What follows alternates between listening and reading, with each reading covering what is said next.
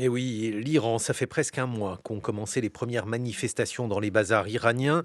La révolte présente aujourd'hui une ampleur inédite. Sa répression, elle aussi, est inédite. Le peuple iranien aura-t-il raison du régime? Pour tenter de répondre à cette question, nous sommes en compagnie d'Abbas Milani. Plutôt, il est en duplex. Bonjour Abbas Milani, vous êtes professeur à l'université de Stanford. Vous êtes un grand historien irano-américain. Vous dirigez le département d'études iraniennes de cette université. Vous êtes fondateur du Democracy Project et chercheur à la Hoover Institution. Vos domaines d'expertise comprennent les relations entre les États-Unis et l'Iran, ainsi que les questions culturelles, politiques et sécuritaires iraniennes. Et puis ici même dans ce studio, la grande cinéaste iranienne Sepideh Farsi. Bonjour. Votre film Put Your Soul on Your Hand on Walk vient d'être nommé pour le César du meilleur documentaire. Sepideh Farsi, comment vivez-vous ces jours-ci? Comment les avez-vous vécus? Bonjour Guillaume, merci pour l'invitation. Hem, 34 jours en fait, je viens de compter. 28 décembre, ça a démarré. On est au 34e jour depuis le début des protestations, maté dans le sang. Comment je vis? En apnée, en angoisse, comme beaucoup d'autres gens, iraniens, iraniennes. On dort très mal, on est en permanence suspendu au bon, c'est pas la première fois, hein. Moi, j'ai vécu ça en 2009, en 2022, à d'autres épisodes en 2019, mais là, heu, la coupure d'internet a été beaucoup plus longue. L'obscurité, disons, ce manque d'information et le massacre est extrêmement, plus dur que les autres fois, donc on est très mal. Abbas Milani, comment inscrivez-vous justement cet événement, ces 34 jours, puisque Sepideh vient de les compter, dans les autres révoltes qu'il y a eu en Iran? On évoquait celle de 2009, mais il y a eu aussi 2017, 2019, 2022.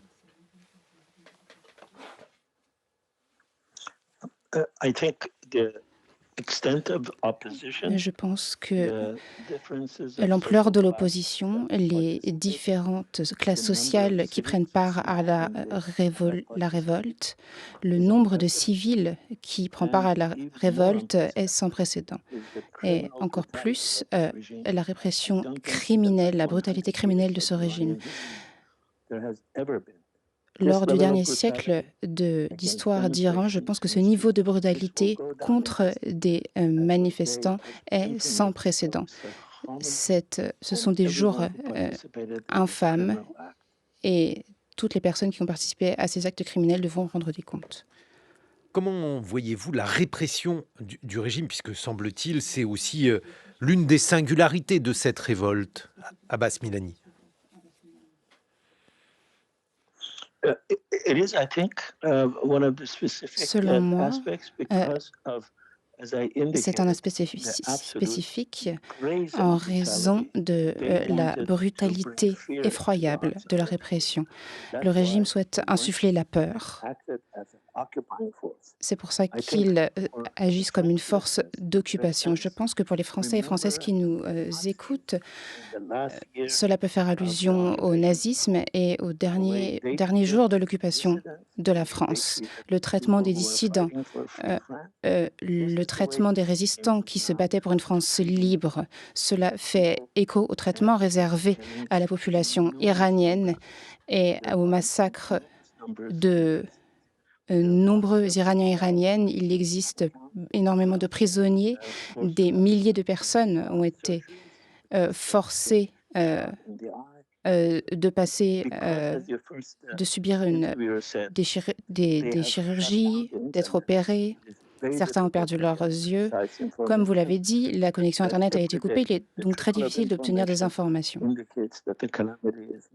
Mais l'ampleur de la répression est bien pire que tout ce qu'on peut imaginer, en réalité. Mais Sepideh Farsi, justement, c'est ce que l'on aimerait comprendre. Comment cela se fait-il que les gardiens de la Révolution, aussi fanatisés soient-ils, s'en prennent à leur propre peuple? Parce qu'on imagine qu'ils ont des enfants, je ne sais pas, des cousins, que sais-je, qui participent à ces manifestations.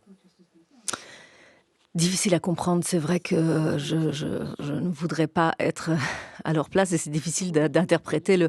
Je pense qu'il y a eu une chose, je suis quasi sûre qu'il y a eu des déplacements de force. C'est-à-dire que dans les premiers jours de la révolte, on a pu observer une petite retenue, hein, je dis bien une légère retenue parmi les forces présentes sur place. On en a vu des images, des forces qui regardaient, des gens qui étaient assis sur le macadam ou se tenaient debout, etc. À partir du discours de Khomeini, il y a eu un changement radical dans la façon de traiter ces manifestations et je pense qu'il y a eu des déplacements interrégionaux, c'est-à-dire qu'on a déployé des forces qui venaient d'ailleurs pour faciliter justement la tâche de tuer. Après, ça ne justifie rien du tout. Ce sont des actes criminels contre Bien sûr, l'humanité et qu'il faut juger. Hein. Donc, bien sûr. mais je pense que le régime est à bout et ces gens-là se battent pour leur survie. C'est-à-dire ils savent que le lendemain de la chute du régime, ils vont être tous ou obligés de partir ou jugés évidemment, à minima.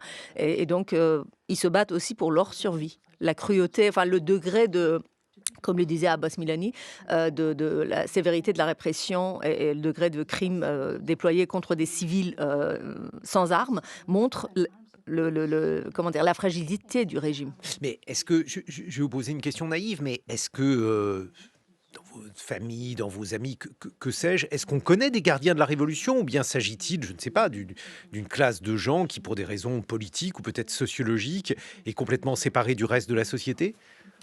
Moi, dans mon cercle proche, je n'en ai aucun. Je n'en ai jamais connu qu'au moment où j'étais emprisonnée. Là, j'en ai vu de près, mais depuis, non.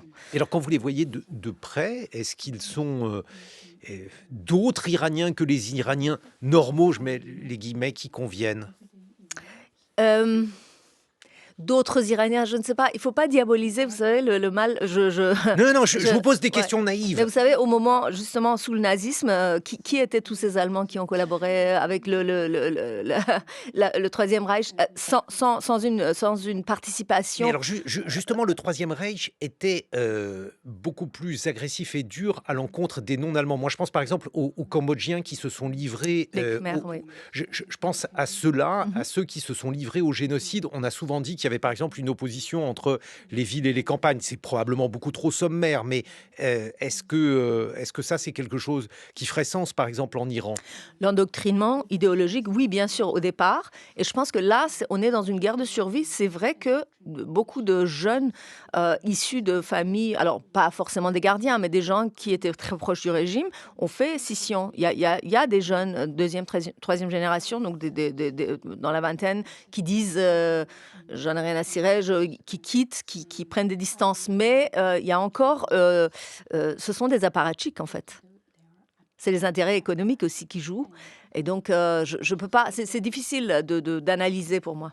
Abbas Milani, ça c'est très important ce que vient de dire Sepideh Farsi, puisque les gardiens de la Révolution prennent, volent, enfin on utilisera le verbe qu'on veut, un baril sur 4 qu'exporte l'Iran. Est-ce que l'économie est l'une des explications donc de la constitution de ce corps qui est particulièrement violent dans les répressions?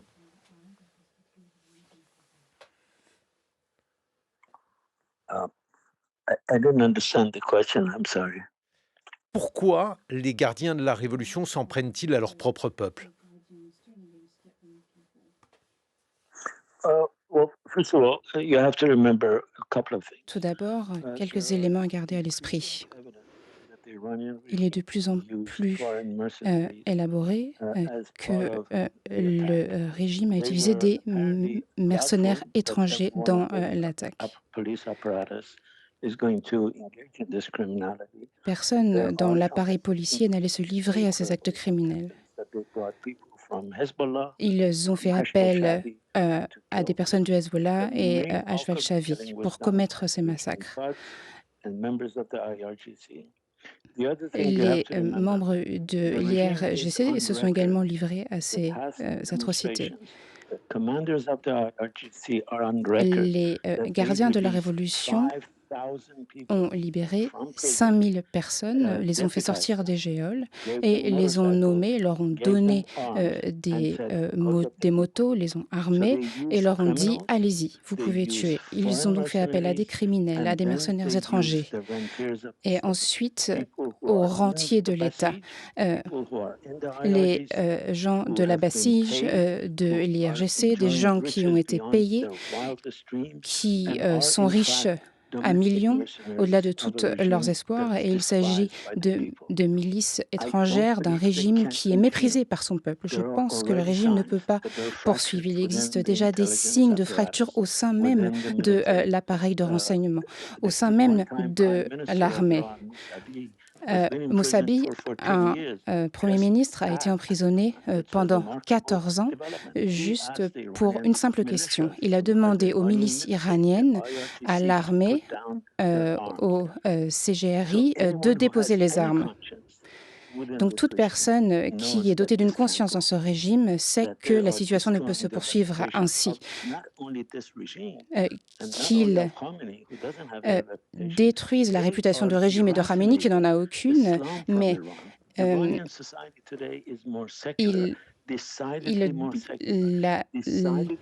les manifestants sont beaucoup plus laïques que tout pays au Moyen-Orient. Je connais bien les statistiques. La société iranienne, aujourd'hui, est beaucoup plus laïque que la société états-unienne aujourd'hui. Et ça, c'est le résultat de 44 ans de corruption, d'incompétence, de colonialisme et de brutalité. L'image du chiisme en Iran, la relation entre le clergé et le peuple iranien a changé profondément. Le clergé était respecté, mais ne l'est plus aujourd'hui. À une époque, il dépendait du soutien des commerçants du bazar et comme vous l'avez dit très clairement, les commerçants finançaient le clergé et maintenant, ces commerçants se sont retournés contre le clergé. C'est un changement historique dans l'histoire de l'Iran. La société se dirige vers une laïcité à la française ou de laïcité radicale qui est sans commune mesure dans le Moyen-Orient en réponse à toute cette brutalité du régime, à sa corruption, à son hypocrisie. Et après 44 ans de mensonges à la population. Monsieur Khomeini est venu dans votre pays, a obtenu le soutien du gouvernement français et des libéraux démocrates et vous a menti au monde entier, a menti au peuple iranien. Il a affirmé très bien, je retournerai en Iran, je fonderai un gouvernement qui reprendra le modèle de la Ve République française. La première version de la Constitution ensuite créée et approuvée par Khomeini reposait sur la Ve République française. Les choses ont varié. Depuis Sepideh Farsi, une réaction. Je suis d'accord avec beaucoup de points évoqués par Abbas Milani, à savoir la façon dont la société iranienne aujourd'hui se dirige, est très séculaire et s'est distanciée du clergé chiite et beaucoup d'autres. Mais je diverge sur le fait de mettre la responsabilité de massacrer des civils innocents sur le dos de mercenaires étrangers. Quand bien même et je n'ai pas de preuves, personne n'en a encore, mais il est possible que les gardiens de la Révolution aient fait appel à des mercenaires étrangers. Leur responsabilité... Étrangers, c'est-à-dire Hachd al-Shaabi, Hezbollah, mais je n'en suis pas certaine. Là, ça, ce sont des rumeurs qui... Hezbollah syrien, enfin, que sais-je, libanais... Ou des gens qui ont été envoyés en Syrie de côté iranien pour se battre et qui sont revenus maintenant et employés pour se battre contre les manifestants. Mais...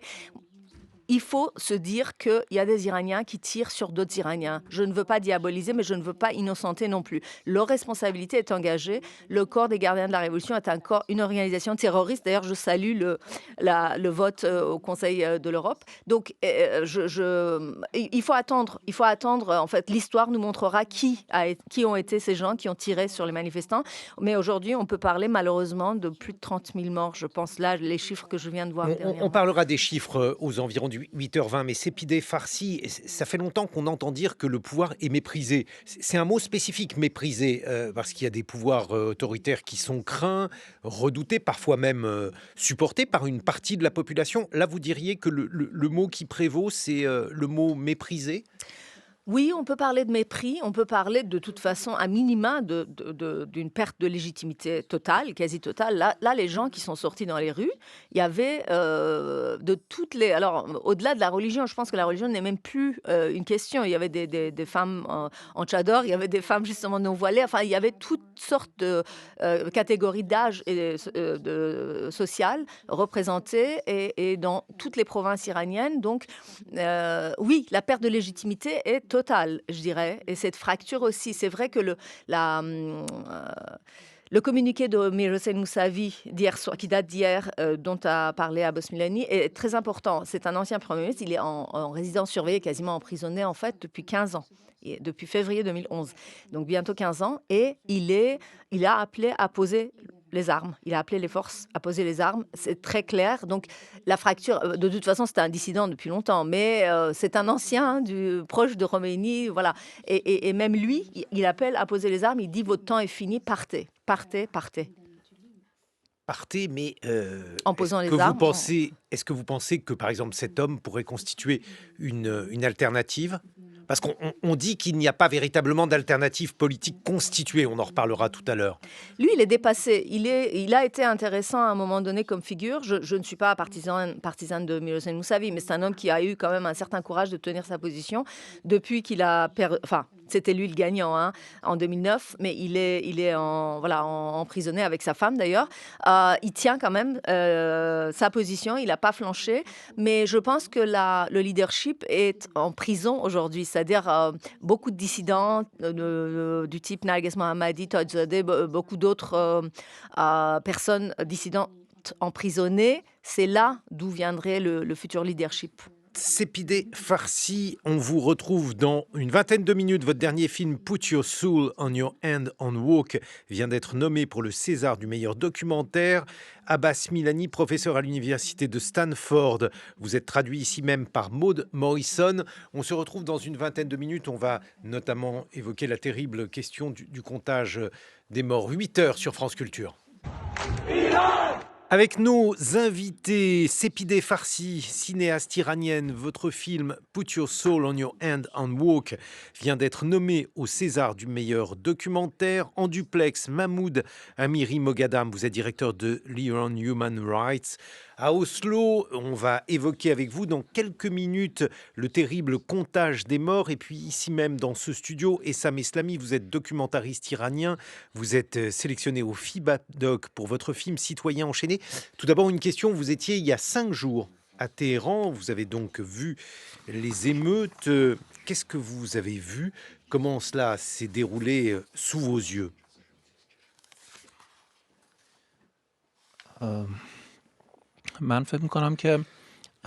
Je pense que cette fois, il y a une grande différence par rapport aux autres manifestations qu'on a vues les 20 dernières années en Iran.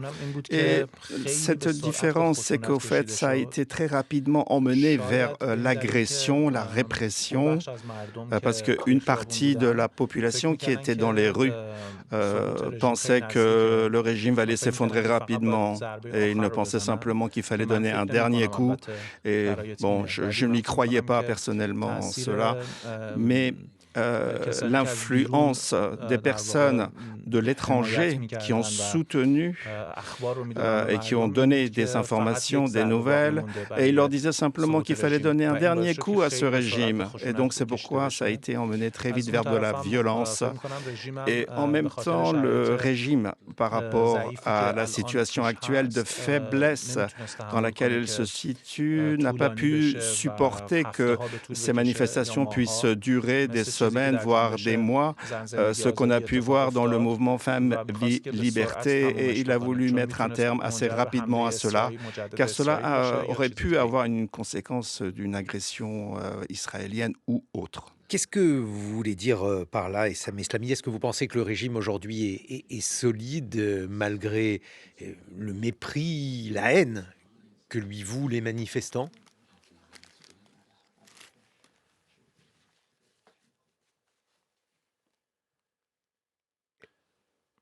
Est-ce qu'il y a donc, selon vous, une hypothèse où il pourrait tomber?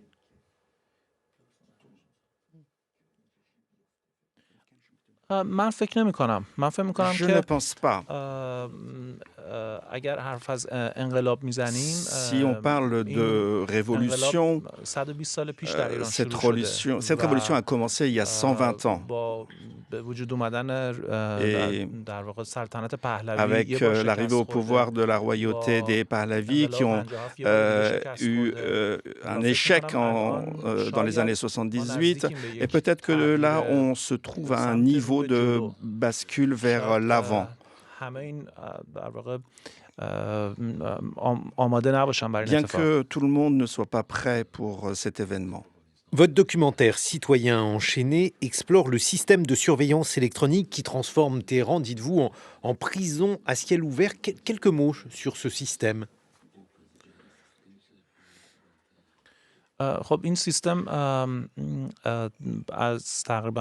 Ce système a commencé il y a 3 ans, quand les manifestations ont pris de l'ampleur après le mouvement Femmes, Vie, Liberté. Et cela a commencé à cette époque, car à ce moment, il était question que la police ne pouvait pas arrêter les gens dans la rue quand ils ne portaient pas le voile. Il fallait donc trouver une solution technologique pour trouver une solution à cela. Et c'est pourquoi cette discussion, ce sujet a commencé de mettre en place un système de reconnaissance faciale pour pouvoir mettre des amendes à ces actions. Donc ce film parle de ça, mais aussi traite un sujet plus large, plus mondial.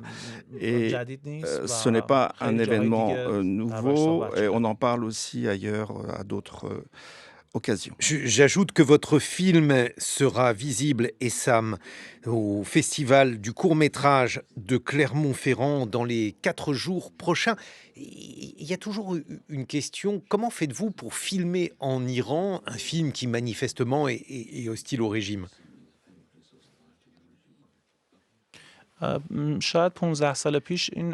vous savez, il y a 15 ans, on aurait pu voir que c'était très difficile de faire cela sans avoir l'autorisation de tourner ce film, où il était donc difficile. On aurait pu, en passant les frontières, pour cela, il était donc une grande chance d'être arrêté et d'être condamné. Mais aujourd'hui, le régime voit que cela ne sert à rien, que ce n'est pas efficace, car beaucoup de films que vous voyez ici en France qui viennent d'Iran montrent que cette ancienne technique ne marche plus. Et on voit le nombre de films comme ça augmenter de jour en jour.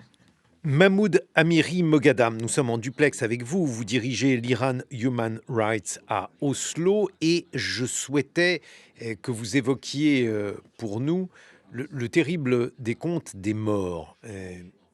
Comment procédez-vous à des évaluations ? Où en êtes-vous à ce sujet ?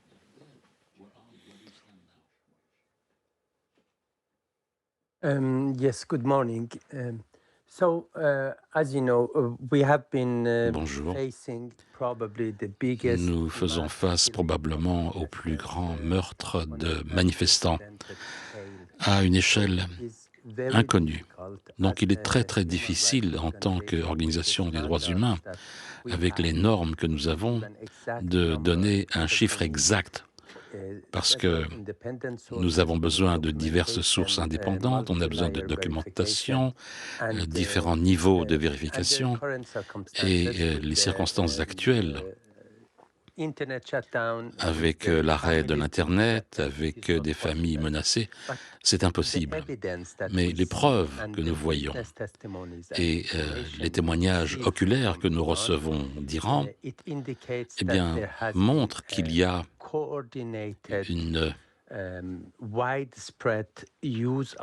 un usage coordonné de forces létales, y compris des mitraillettes et des mitrailleuses militaires à travers tout le pays. Et l'intention était de tuer autant de gens que possible. Une fois que la fermeture de l'Internet est intervenue à partir du 8 janvier, c'est ce modèle qu'on a vu. On a vu des gardes tirant au fusil mitrailleur sur les foules, sur les manifestants, poursuivant des manifestants qui fuyaient dans des petites ruelles et les abattant. Et nous avons plusieurs témoignages au sujet de manifestants blessés qui ont été tués d'une balle dans la tête, des manifestants qui sont enlevés des hôpitaux. Et en nous fondant sur cela, et aussi, nous avons des rapports de gens qui ont été tués absolument partout où il y a eu une manifestation, même dans des endroits plus petits. Donc, imaginez qu'il y a eu des manifestations dans 400 villes ou villages.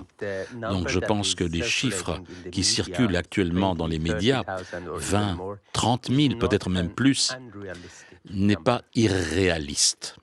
On a compris que le bilan était sans précédent. Est-ce que les méthodes, Mahmoud Amiri Moghadam, la cruauté, le fait par exemple que semble-t-il des blessés arrivés dans les hôpitaux aient été tués, est-ce que ça c'est inédit en matière de répression policière en Iran? Yes, I think we have.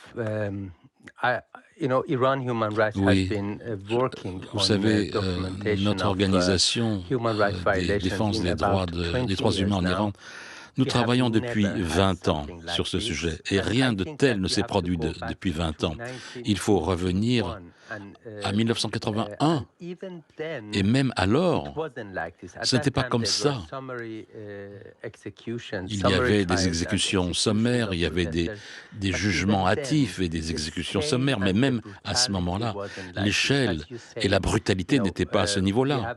Comme vous l'avez dit, nous avons plusieurs témoignages du personnel médical qui disent que les forces de sécurité rentrent dans les hôpitaux et empêchent de soigner des manifestants blessés, les laissant mourir. Et donc, par exemple, débranchant les personnes sur respirateur artificiel et le reste du personnel médical qui veut tenter de faire son travail et qui veut absolument aider les manifestants blessés, ils sont empêchés de le faire. Donc ce niveau de brutalité, c'est quelque chose qui n'a pas été vu précédemment. Et les gens qui ont témoigné cela, sont tout à fait en état de choc. Et ce type, l'autorité ne tente pas de cacher ces faits. Et quand vous êtes au milieu des rues et que vous tirez dans la tête de quelqu'un qui est blessé, par terre, dans la rue, alors que les passants voient cela, le regardent, cela montre que les autorités ont monté un degré de violence et ont atteint un niveau nouveau. Sepideh Farsi. Oui, je suis d'accord. On a monté dans le degré de violence, mais le régime, en plus, utilise ça. L'appareil de propagande fonctionne à fond.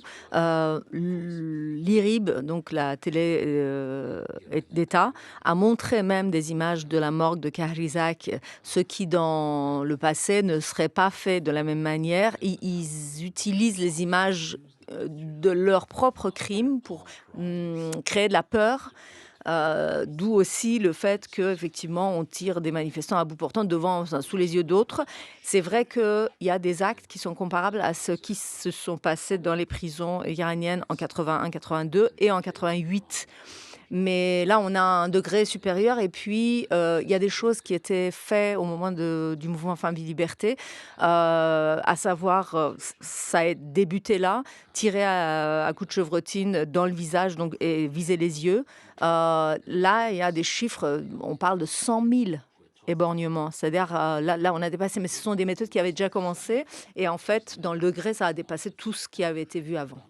Oui, avec l'utilisation, le fait de le faire de manière délibérée, s'épider farci fait partie de la politique de terreur. Absolument. J'ai même entendu dire par des gens que dans les tout derniers, enfin le dernier jour, je crois, enfin. Donc on parle du 10-11, hein, le week-end. Dans les premiers jours, lorsqu'il y avait du sang, des effusions de sang dans la rue, c'était nettoyé. Ensuite, ils ont cessé de nettoyer. C'est pas parce qu'ils étaient débordés, c'est parce qu'ils voulaient que les gens voient ça. Et Sam et Slamy, vous qui étiez à Téhéran il y a 5 jours, ces propos, qu'est-ce qu'ils vous inspirent? Alors, Téhéran est une grande ville et il y a plus de 15 millions d'habitants. Et moi, j'habite à Téhéran et les 2 premiers jours, donc le 8 et le 9 janvier, Téhéran, dans beaucoup de quartiers, était noir de monde. Mais après cela, enfin, en ce que moi j'ai pu voir, je n'ai pas vu cela se renouveler car le 9 janvier, le niveau de répression était très élevé et cela a eu comme conséquence que la population sont moins sorties dans les rues. Moi, je pense que quand on parle du nombre de tués, il faut savoir pourquoi. Qu'est-ce qu'on recherche exactement? Car la vie de chaque personne est précieuse. Cela n'est pas un chiffre, un nombre. 3 000 ou 30 000 personnes n'a pas finalement de grande différence. Ce qui est important, bien sûr, c'est peut-être pour la politique étrangère, pour valider une intervention militaire ou montrer une image peut-être plus noire. Mais moi, de mémoire, je ne me souviens pas qu'un pays est allé mieux après une intervention militaire. Les 100 dernières années, en Iran, on a pu voir des évolutions et ils ont besoin qu'au fait les changements aient lieu de l'intérieur et toute intervention étrangère peut créer un danger. Bon, bien sûr, je suis inquiet quand j'entends vraiment ces chiffres et des chiffres de plus en plus importants. Je me demande finalement à quoi cela sert. Mahmoud Amiri Moghadam, je vous pose la question, à quoi ça sert? Pourquoi le régime minimise-t-il les chiffres aujourd'hui alors que il a voulu que sa cruauté soit ouverte, soit montrée à tous? Well, the numbers that the regime publishes, Eh bien, les chiffres publiés par le régime sont faits pour un usage extérieur, pour la communauté internationale, parce que les gens à l'intérieur de l'Iran, eh bien, beaucoup d'entre eux sont des témoins directs, ont entendu de première main ce qui s'est passé, cette brutalité. D'un autre côté, le fait que ce régime annonce ce chiffre de 3 000, 3 300, qui est déjà très important, ça signifie que les tueries ont été tellement importantes qu'elles ne peuvent plus être cachées, donc ils doivent annoncer des chiffres élevés. Mais nous avons documenté des chiffres qui sont minorés.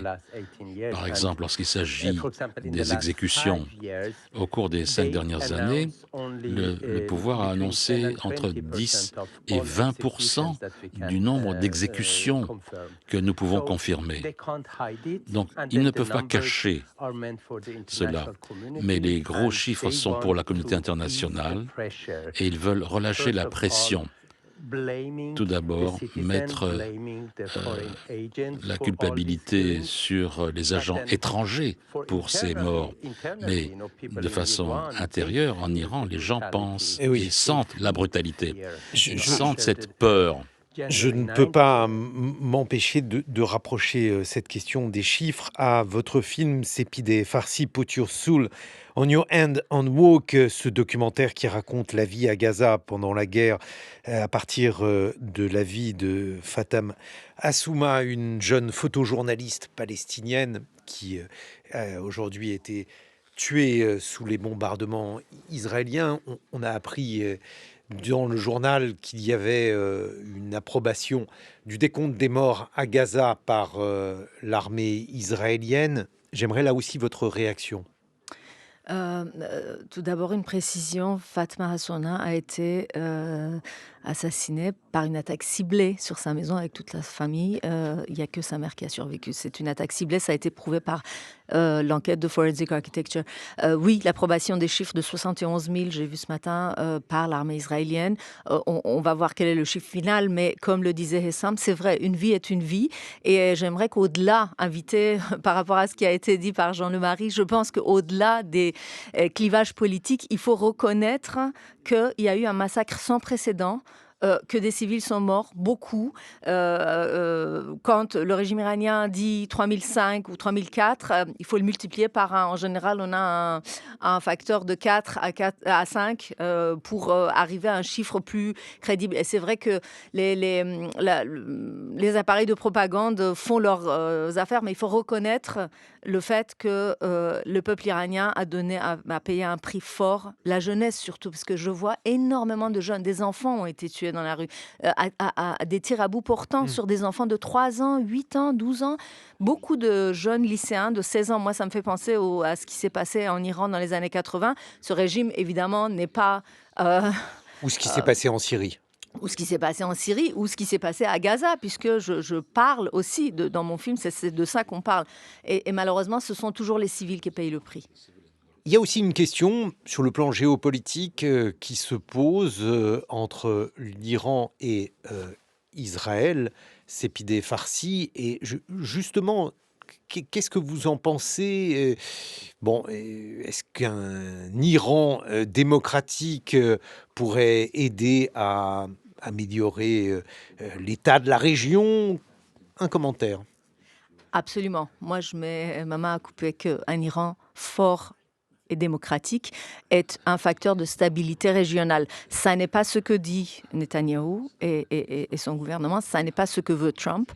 Beaucoup des intérêts en fait économiques et business ne veulent pas ça. Mais je parie le contraire, évidemment. Essam Eslami, le mot de la fin, est-ce qu'on peut espérer un Iran démocratique avec quelles conséquences?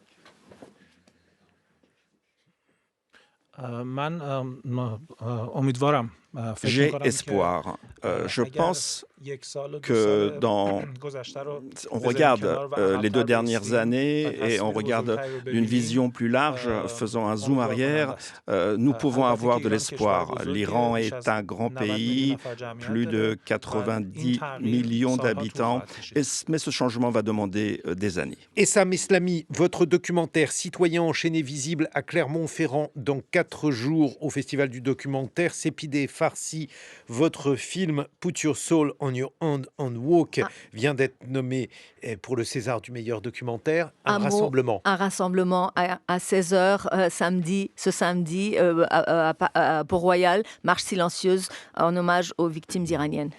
Et un mot pour remercier Maître Zlotowski qui a traduit Mahmoud Amiri Moghadam et un autre maître, Florent Delany, qui traduisait Essam Eslami du farsi. Dans quelques instants, mes camarades